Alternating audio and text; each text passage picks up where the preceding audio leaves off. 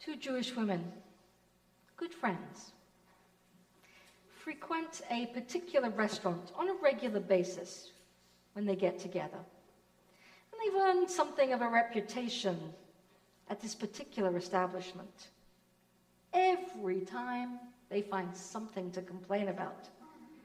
The soup is too cold, the steak is too well done, the string beans are too stringy.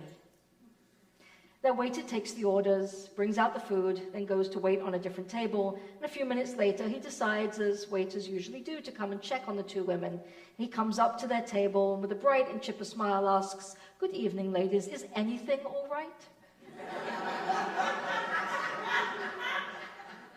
Now that's a very old joke, but it came to mind as I started to think about how I would begin my reflections in the sermons that I would want to give over these high holy days. I kept circling around all of the important issues of this moment. How was I going to talk about Israel and the Middle East? What about the upcoming elections here in the United States? What about the burning issues of our time that are still burning? School shootings, reproductive rights, environmental change, economic stability, anti-Semitism, extremist rhetoric in the political and communal sphere. Frankly, it just felt overwhelming and rather depressing. And I found myself asking, is anything all right? And I don't know about you, but if I were in your seats, I wouldn't want my rabbi to only be addressing the big, worrisome, scary things in the world right now. But I wouldn't want her to pretend that everything is wonderful either. So some of my sermons, particularly tomorrow, will address topics of great concern and import to us as Jewish community. But I so wanted to be able to find messages of hope and uplift to share with you too. And the truth is, not everything is awful. It never is. Many of us are blessed with good lives and livelihoods. Many of us have families or friends who provide comfort and support in our lives. Most of us, even when going through really hard things in life, can find something we are able to appreciate and be thankful for. But if you too have been feeling a general sense of overwhelm and anxiety about the general state of affairs, perhaps without even being able to pinpoint exactly what that is that's impacting you in this moment, that creates those feelings that you have, know that you are not alone.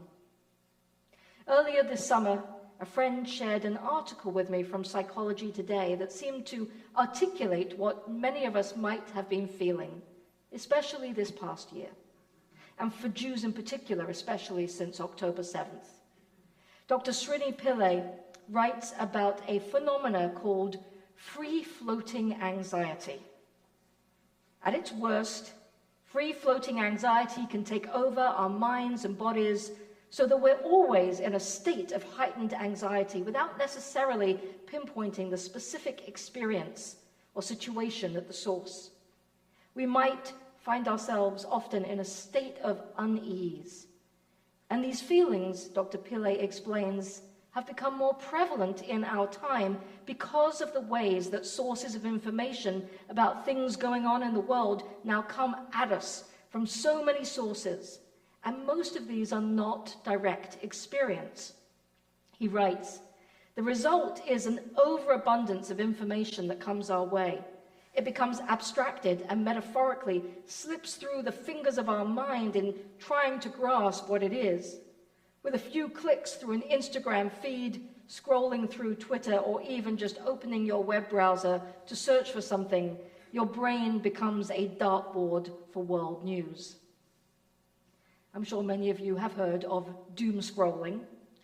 The Merriam-Webster dictionary defines doom scrolling as the act of spending a lot of time online reading or watching negative news or content that makes you feel sad, anxious, or angry. And we've all become aware of how social media algorithms are programmed in ways that feed our emotions.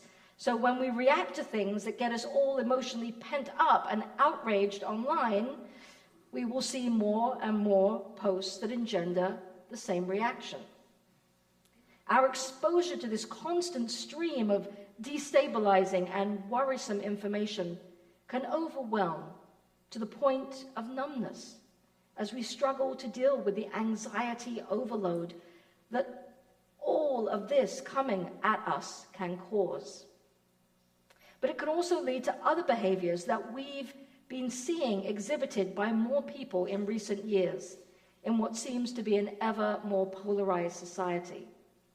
Dr. Pillay explains that in our attempts to find a sense of security in the midst of all of this free-floating anxiety, quote, people will reassert their values as moral absolutes, declare other groups as lacking in value, draw distinct lines of virtue and vice, be rigid rather than flexible in their judgments, and punitive and excluding rather than permeable and assimilative.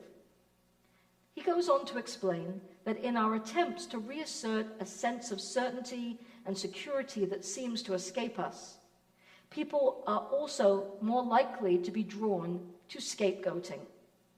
Politicians, podcasters, social media influencers, they all know how to exploit this. Scapegoating always targets minority groups who don't possess the power to confront the attacks effectively. The act of scapegoating misleadingly offers to those who are experiencing this untethered, free-floating anxiety a simple solution. Blame them. If we get rid of that group, it'll all feel a lot better. Whether the focus is Haitian immigrants, people who are transgender, or Jews, the result is the same. Actual harm done to these minority groups, serving to displace the generalized and non-specific unease of a general public. Sound familiar? Knowing that there are some good psychological explanations for some of the behavior that we've seen manifesting in our society in recent years does help point to the things that we can do in response.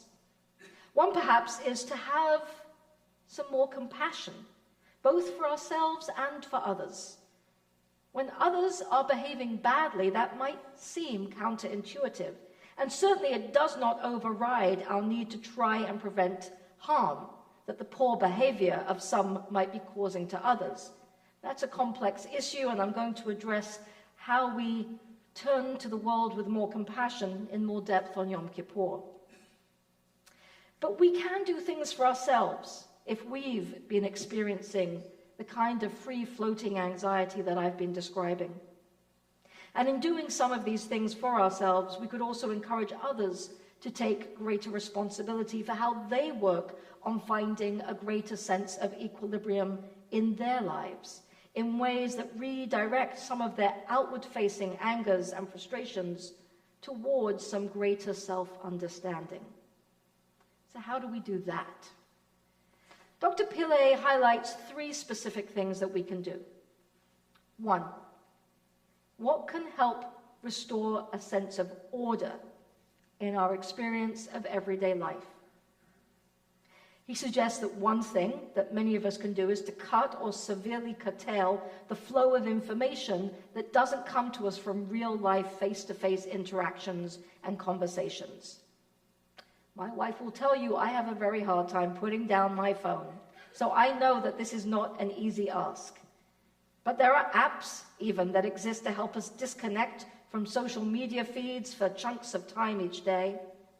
And if you must pick up your device to randomly scroll your feed, try and train those algorithms to show you puppies and kittens rather than explosive, shock-inducing headlines.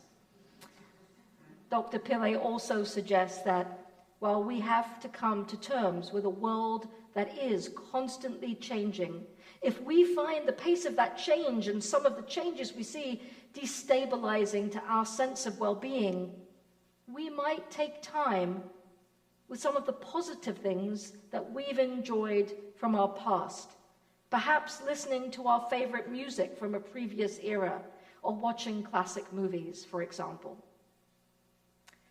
The second thing he suggests: take time to reflect on what is most meaningful to you.